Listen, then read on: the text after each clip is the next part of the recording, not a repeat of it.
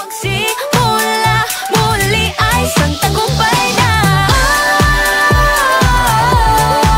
Huwag mag-alala, buhay ay di karera. Huwag mag-alala, buhay ay di karera. Kissing me, gotcha.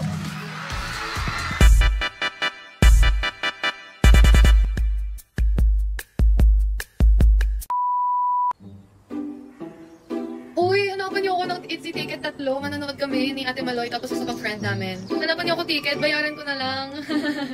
Ang hirap kailangan yung mag-abang. Eh, di ba busy kasi kami, ang dami namin ginagawa. So, hindi ako makaabang, hindi ako makaasikaso talaga. Siyempre, kasi manonood ako ng Itsy, eh, yun yung old stand group ko na girl group.